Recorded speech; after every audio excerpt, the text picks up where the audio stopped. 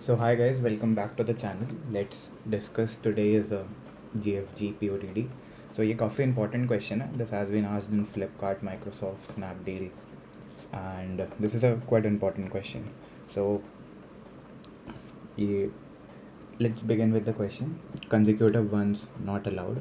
So given a positive integer n, count all possible distinct binary strings of length n such that there are no consecutive ones. तो हमें वो binary strings बतानी है जिसमें consecutive once नहीं आते. Like consider पहला वाला एग्जांपल अगर देखें तो n इक्वल टू 3 है. ठीक है, तो n ऐसे चलेंगे हम लोग. पहले मैं रूट डिस्कस कर लूँगा, फिर एक मीडियम लेवल की अप्रोच पे आएंगे, देन ऑप्टिमाइज वाले पे चलते हैं. ऐसे कर लेंगे. ठीक है, तो n इक्वल टू 3 है. n इक्वल टू 3 में हम देखते हैं कि वैलिड स्ट्रिंग्स कौन सी हैं. Valid strings 000, 001. किसी में भी देखना तुम कंजिक्यूटिव 1 नहीं होगा. 100 और 101 जो इसमें दे रखे हैं 5. और एक बार हम इनवैलिड भी देख लेते हैं कि इसमें इनवैलिड कौन से होंगे. इस इनमें देखना हर में ये एक तो ये लेंथ 3 होगी इनकी, जो n इक्वल टू दे रखा है वही इनकी लेंथ होगी 111. और देखा जाए तो एक और होगा 011. इसमें भी देखो कंजिक्यूटिव 1, कंजिक्यूटिव 1, कंजिक्यूटिव 1. ठीक है, तो अगर मैं इसमें ब्रूट अप्रोच सोचूं तो मैं सिंपली यही तो सोचूंगा कि मैंने n इक्वल टू 3 में सारे के सारे पॉसिबल कॉम्बिनेशंस निकाल लिए. ये कितने हैं? 1 2 3 4 5 6 7 8. ये मुझे वैसे भी पता था क्योंकि 2 टू द पावर 3 8 होता है, तो 8 कॉम्बिनेशन आते. ठीक है, तो मैंने क्या करा, मैंने सारे बाइनरी स्ट्रिंग्स को जनरेट कर लिया. और फिर मैं क्या करूँगा, मैं हर स्ट्रिंग पे जाऊँगा एंड आई वुड चेक कि इसमें ये 1 वाला जो चीज़ है ये प्रेजेंट है कि नहीं, ऐसे 1 करके. अब ये इसको चेक करने के काफ़ी तरीके हो सकते हैं. STR करके चेक कर सकते हैं. ऐसे आई जो SI है ना, उसको SI-1 करके चेक कर सकते हैं कि ये दोनों कहीं पे 1 है कि नहीं. There are many ways. ठीक है, हम इसको इनमें से वैलिड वाले काउंट करके then we can get the answer. But दिक्कत ये है ना कि ब्रूट की जो टाइम कॉम्प्लेक्सिटी होगी, यू कैन ऑलरेडी सी कि अगर मैं सारे, जैसे मान लो n, क्योंकि इसमें कंस्ट्रेंट में दे रखा है, ये देखना n 44 तक जा सकते हैं. तो मैं मतलब अगर लास्ट वाला देखूँ तो it is 2 to the power 44. Now this will obviously give you TLE. ठीक है, इसकी जो टाइम कॉम्प्लेक्सिटी ये एक्सपोनेंशियल में चली जाएगी 2 to the power 44 and this will give you TLE. क्योंकि तुम इतनी स्ट्रिंग्स जनरेट कराएंगे, फिर हम देखेंगे कि उनमें से वैलिड कौन सी है, तो this would obviously give TLE. Now तो इसके बाद जो इस क्वेश्चन को पढ़ने से ही दिमाग पे आता है, दैट इज़ इस क्वेश्चन में लिखा है कि काउंट ऑल पॉसिबल. ना अगर ये पहले से नहीं होता तो मैं बताता हूँ, अगर ये कहीं पे ऐसे तो मैं count all possible, count all ways, तो या तो ये रिकर्शन पे जाती है प्रॉब्लम. ठीक है, क्योंकि जो या तो ये DP पे जाती हैं. यही 2 वेज होते हैं अगर तुम्हें कहीं पे ये काउंट ऑल पॉसिबल लिखा हुआ दिख जाए. ठीक है, तो लेट्स डिस्कस ये कैसे. देखो, एक तो इंट्यूशन इसमें मैंने ये लगाया कि मुझे काउंट ऑल पॉसिबल दे रखा है. काउंट ऑल पॉसिबल से मेरे को DP का आइडिया लग रहा था धीरे धीरे कि ये DP के थ्रू ही होगा. ठीक है, फिर मैंने एक चीज़ और देखी कि इसने बोला है ना कि ये कंजिक्यूटिव 1 नहीं होना चाहिए यहाँ पे. तो यार देखो, कंजिक्यूटिव 1 कैसे पता लगेगा? मान लो लास्ट कैरेक्टर 1 है, तो यहाँ पे क्या है इस पोजीशन पे, ये उस पर डिपेंड कर रहा है ना.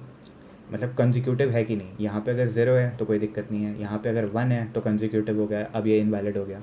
तो अगर current decision depends on your previous element, तो ये सबसे बड़ी DP की हिंट होती है. ठीक है, अगर जो तुम्हारा फ्यूचर है ना वो तुम्हारे पास्ट पे डिपेंड कर रहा है, ये याद रखना. If future is depending on past, then ये बहुत बड़ी हिंट है कि DP है. सबसे पहली तो काउंट ऑल पॉसिबल, उसके बाद नो कंजिक्यूटिव वंस. ठीक है, तो इन दोनों से ही DP की हिंट मिल जानी चाहिए. नो लेट्स सी कि ये DP जो मैं बोल रहा हूँ इतनी देर से, लेट्स सी कि ये उससे सोचेंगे कैसे. उसमें सबसे पहले तो देखो, हर पोजीशन पे हमारे पास 2 चॉइसेस हैं. Either we put a 0, either I put a 1. Simple है. ठीक है। इसमें कंडीशन है, इसमें कोई कंडीशन नहीं है, ठीक है। इस वाले में पुट 1 जब हम कर सकते हैं तो ये हम तभी कर सकते हैं जब प्रीवियस इज़ नॉट 1, ऑब्वियसली। पिछला वाला 1 होगा तो वो कंजिक्यूटिव हो जाएगा ना, अगर मैंने यहाँ पे भी 1 पुट कर दिया, तो ये हम नहीं कर सकते इस कंडीशन पे। तो देखो जैसे ही मैं डीपी बोलता हूँ ना, सबसे पहले हमें डीपी की स्टेट डिफाइन कर लेनी चाहिए कि जहाँ पे भी डीपी आई लिखूँगा उसका मतलब क्या होगा। तो मैं इस स्टेट का मतलब बता देता हूँ कि इस स्टेट का मतलब होगा, जब भी मैं ऐसा DP0 DP1 ये मैं लिखूँगा, इसका मतलब होगा number of valid strings of length i. अब मैं बताता हूँ, जैसे DP0 है तो number of valid strings of length 0, DP1 number of valid strings of length 1, ऐसे करके, ठीक है। तो जैसे कि मैंने बताया कि लास्ट कैरेक्टर पे कौन सी चीज़ है, 1 है या 0 है, उस पर डिपेंड कर रहा है कि इसके पिछले वाला कैरेक्टर क्या होगा। तो हम ये केस बना लेते हैं, ठीक है। Let's make a case of कि लास्ट कैरेक्टर 0 है, ठीक है। अगर लास्ट कैरेक्टर 0 है तो यार प्रीवियस में कुछ भी हो सकता है ना। अगर लास्ट कैरेक्टर 0 है तो यहाँ पे 0 0 1 1 0 कुछ भी हो, मुझे क्या दिक्कत है। बस यहाँ पे अगर 0 आ चुका है, यहाँ पे 1 भी आ जाए, मान लो 0 लास्ट कैरेक्टर है, यहाँ पे 1 आ जाए, 0 आ जाए 1, तो मुझे इसमें भी कोई दिक्कत नहीं है। तो अगर लास्ट कैरेक्टर 0 है तो प्रीवियस कैन बी एनीथिंग, मैंने ये वाला चीज़ फिक्स की है, ठीक है। तो इसके पहले का सब कुछ भी हो सकता है। तो अभी जो मैंने डीपी की स्टेट डिफाइन करी वो क्या थी, number of valid strings of length i. इसका मतलब इसके पहले का सब वैलिड है। तो अगर लेंथ n है, मान लो आई मान लेते हैं, ठीक है, जो इसका लास्ट चीज़ है, तो DP ऑफ i-1 इसके पहले की सारी वैलिड स्ट्रिंग्स हो गए, क्योंकि लास्ट कैरेक्टर अगर 0 है तो पहले के सारे वैलिड हो गए। और केस 2 क्या हो सकता है कि जो लास्ट कैरेक्टर है ना वो 1 हो, यही तो केस है। तो अगर लास्ट कैरेक्टर 1 है जैसे यहाँ पे, तो प्रीवियस मस्ट बी 0, ये और कुछ हो नहीं सकता है, दिक्कत ये है, ठीक है। जैसे 1 है, 1 नहीं हो सकता, फिर तो ये कंजिक्यूटिव हो गया, हमारा इनवैलिड चला जाएगा। लेकिन इस वाले केस में सब ठीक है, कोई दिक्कत नहीं है अगर 0 है। तो अगर हम इसको फिक्स करते हैं तो अगर लास्ट 1 है तो जो सेकेंड लास्ट है ना, ये सॉरी लास्ट इक्वल टू 1 है, तो सेकेंड लास्ट वो हमेशा 0 होगा। दो चीज़ें फिक्स हो जाएंगी केस 2 में, ठीक है। तो 1 फिक्स हो गया, 0 फिक्स हो गया, अब बचा कितना, i-2, ठीक है। यहाँ पे i-1 बचा था, यहाँ पे i-2, तो ये वाला केस क्या बना, i-2 का। इतनी वैलिड स्ट्रिंग्स हो सकती हैं इसके पहले, तो हम दोनों को कंबाइन करते हैं। तो बना क्या इससे, DPi equal to DP of i-1 plus DP of i-2, समझा, ठीक है। ये देख के पता लगी गया होगा कि ये फिबोनाची वाला रिलेशन है, ठीक है। तो इंट्यूशन यही था इसमें सोचने का सिंपली, कि इफ़ यू ऐड 0, मतलब अगर हमने 0 ऐड करा तो कोई रिस्ट्रिक्शन नहीं है, तब हम जा सकते हैं i-1 तक की वैल्यूज़ पे। लेकिन अगर हमने 1 ऐड करा है, ठीक है, अगर हमने 1 ऐड करा है तो हम वहीं तक जा सकते हैं ओनली स्ट्रिंग्स जहाँ पे उसका पहले वाला 0 होगा। तो अगर हमने 2 फिक्स किया तो दैट इज़ i-2, तो इससे सिंपली ये रिलेशन आ गया, ठीक है। एक पे ट्राई रन करके देखते हैं, चलो ठीक है। जैसे n इक्वल टू 3 दे रखा है, ठीक है। तो DP1 क्या होगा, DP1 are all the valid strings of length 1, यही दो हैं, ठीक है, 0 एंड 1 यही है वैलिड स्ट्रिंग्स ऑफ लेंथ 1। तो ये 2 हो गया, ये काउंट है, ठीक है, ये ध्यान रखना। DP ऑफ 2 देख लेते हैं कौन सी वैलिड स्ट्रिंग है, 0 0 0 1 1 0 1 1, देखा 1 1 नहीं होगा, ठीक है, ध्यान रखना, ओनली 3। तो DP ऑफ 2 3 है, ये 3 0 0 0 1 1 0, ठीक है। तो अब अगर मुझे DP ऑफ 3 कैलकुलेट करना है तो that is simply DP of 2 plus DP of 1, यही जो मैंने ऊपर लिखा, this is DP of i-1, this is DP of i-2 i-1 i-2, यही वाला जो रिलेशन, यही ऊपर वाला यूज़ करा। हम देख लेते हैं इसे, 3 + 2 करके 5 आएगा। अब मैं देखते हैं असलियत में 5 आएगा भी कि नहीं DP ऑफ 3 का।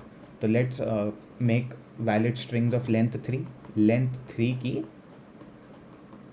अब हम वैलिड स्ट्रिंग्स बनाएंगे, ठीक है, और चेक करेंगे कि वो 5 आता है कि नहीं, मतलब उनका जो काउंट है वो 5 आना चाहिए। अगर आ गया तो ये इसका मतलब ये लॉजिक सही जा रहा है। तो सबसे पहली एक हो गई 0 0 0 0 1 0 1 0 0, और एक हो जाएगी 0 0 1, और एक हो जाएगी 1 0 1, ठीक है। और कौन सी होती हैं, जैसे 1 1 1 नहीं, वैलिड नहीं है। और क्या है, 0 1 1 नहीं, वैलिड नहीं है। कंजिक्यूटिव 1, यहाँ पे भी कंजिक्यूटिव 1 1 1 0 में भी 1 2 3 4 5। इसका मतलब ये लॉजिक हमारा सही बैठ रहा है, 5 ही आई है वैलिड, ठीक है। इसकी टाइम कॉम्प्लेक्सिटी क्या लग रही है तुम्हें इस अप्रोच की, बिग ऑफ एन। क्यों बिग ऑफ एन, क्योंकि हम एन स्ट्रिंग्स बना के चेक कर रहे हैं सिंपली, है ना, हम वैलिड स्ट्रिंग्स एन की चेक कर रहे हैं, और ये जो डीपी की स्टेट है इसकी भी लेंथ एन हो सकती है, तो वही स्पेस कॉम्प्लेक्सिटी भी बिग ऑफ एन, ठीक है। अब देखो इसमें एक स्पेस ऑप्टिमाइजेशन भी है, वो ना जब मैं अभी कोड करूँगा ना तब मैं बताऊँगा कि वो क्या चीज़ है स्पेस ऑप्टिमाइजेशन वाली। उसमें हम क्या करेंगे ना, अगर जो मैं पहले पढ़ा होगा तो हम स्पेस को ऑप्टिमाइज़ करके बिग ऑफ 1 कर देंगे, ठीक है, क्योंकि तुम इसमें ध्यान देना कि सिर्फ लास्ट 2 वैल्यूज़ पे ही चीज़ें डिपेंड कर रही हैं, उसके पहले तो कुछ भी हो सकता है। ये मैं जब कोड करूँगा ना तो मैं उस समय ये समझा दूंगा, ठीक है, उसमें कोई दिक्कत नहीं है। तो एक बार स्यूडो कोड देख लेते कि मैं करने क्या वाला हूँ कोड में। जैसा कि मैंने बताया कि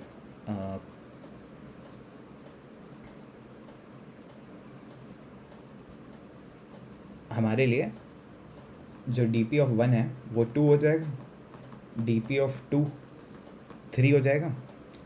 फिर we would begin from i equal to 3, i less than n, i plus plus. इसमें हम क्या करेंगे, डी ऑफ आई इन दोनों का एडिशन, जो ऊपर मैंने फिबोनाची वाला लिखा था कंडीशन आई माइनस 1 सिंपली। आखिरी में मैं क्या आखिरी में मैं क्या रिटर्न कर दूंगा, डी ऑफ एन, ठीक है।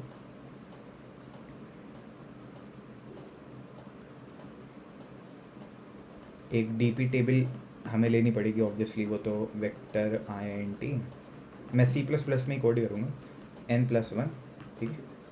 जावा में तो वो ऑब्वियसली कन्वर्ट हो ही सकता है, लॉजिक पे ध्यान देना है हमें। कोर आइडिया हमारा यही था इसमें कि हम बाइनरी स्ट्रिंग्स बनाएंगे लेंथ n की विदाउट कंजिक्यूटिव वंस,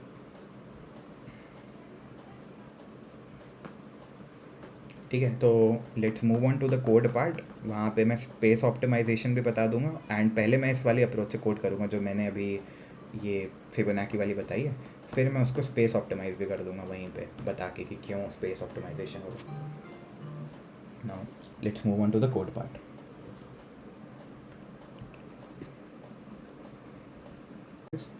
तो जैसे कि मैंने वहाँ पे बताया, एक तो 2 बेस केस होंगे, ठीक है।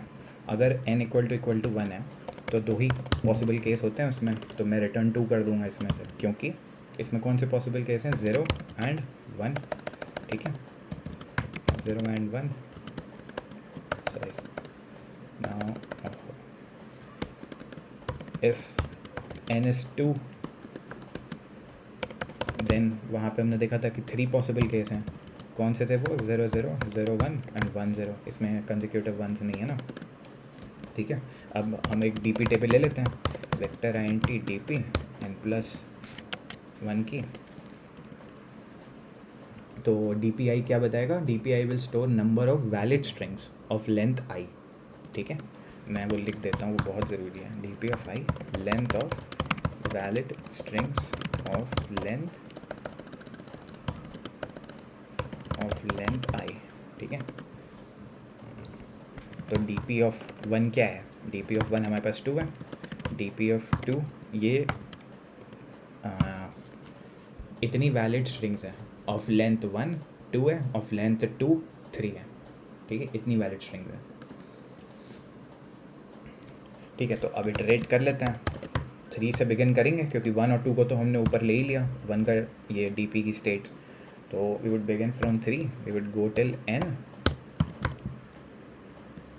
2 plus plus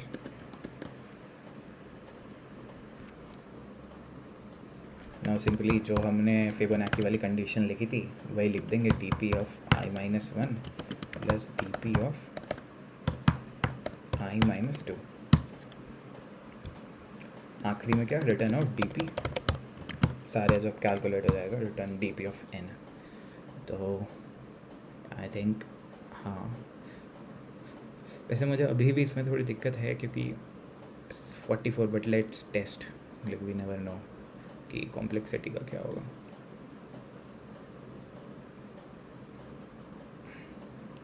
current streak okay तो सारे टेस्ट केस पास हो गए, नाइस। नाउ अब देखो इसमें अभी बात की ना कि अगर मैं अभी इसमें देखूँ तो द टाइम, सॉरी यहाँ नहीं लिखता हूँ, ऊपर ही लिखता हूँ ताकि क्लियर रहे, ताकि यहाँ पे इसकी जो टाइम कॉम्प्लेक्सिटी है ना अभी वो बिग ऑफ एन है,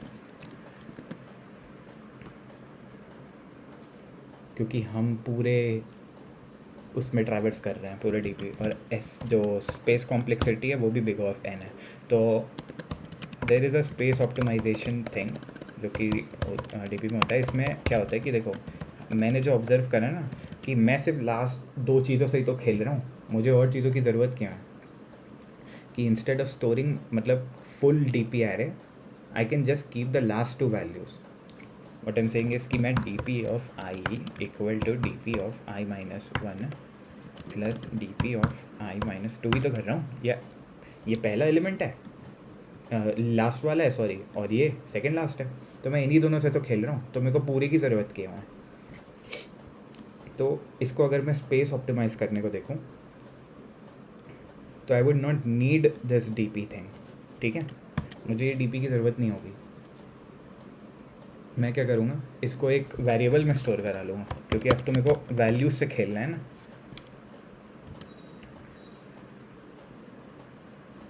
और जो ये अगर मैं डी पी नहीं लूँगा तो इन सब की भी कोई ज़रूरत नहीं है कि डी पी ऑफ 1 को मैं इनिशियलाइज़ कराऊँ। इसके अलावा मैं क्या करूँगा, देखो जब भी स्पेस ऑप्टिमाइज़ करते हैं ना तो भी यही 2-3 वेरिएबल्स ही लेते हैं। एक तो हम ले लेते हैं जो करंट वेरिएबल होगा, और जो भी प्रीवियस जितने भी हमें प्रीवियस वेरिएबल्स चाहिए वो हम ले लेते हैं, ठीक है।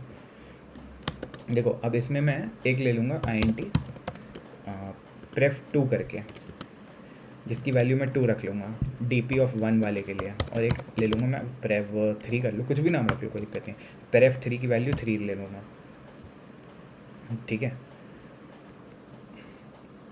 तो ये वाला हो गया मेरा DP ऑफ 1 के लिए, हाँ DP ऑफ 1 के लिए, एंड ये हो गया DP ऑफ 2 के लिए, ठीक है। दोनों की वैल्यूज़ मैंने स्टोर करा ली। अब यहाँ पे भी मुझे चेंज तो करना ही पड़ेगा, तो prev ऑफ 1 इसको भी ले लेते हैं, prev ऑफ 2, और रिटर्न हम क्या करेंगे, ठीक है, हमें इन्हें अपडेट भी तो करना होता है ऑब्वियसली, हाँ, क्योंकि तो जब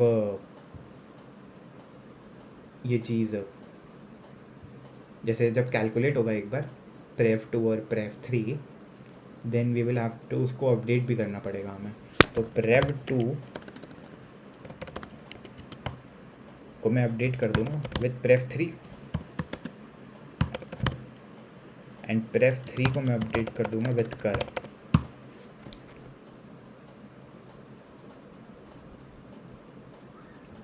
लेट मी सी कि ये सही है कि नहीं। prev2 अगर 2 होगा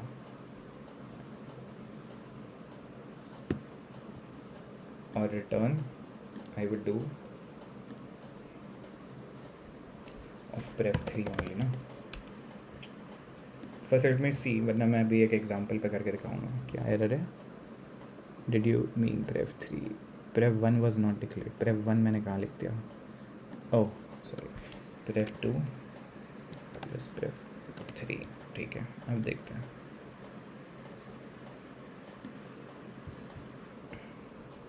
ठीक है, इसमें भी पास हो ही गए हैं। तो जैसे ये वाली जो अप्रोच है ना, इसको हम एक बार ठीक है ड्राई रन करते ही हैं, n = 4 पे करके देखते हैं कि क्या हो रहा है। तो जो prev2 है प्रेफ 2 में तो 2 आ जाएगा, और प्रेव 3 में 3 आ जाएगा, जो कि हमने ऊपर स्टोरी किया है डायरेक्टली, इसमें तो कोई दिक्कत है नहीं।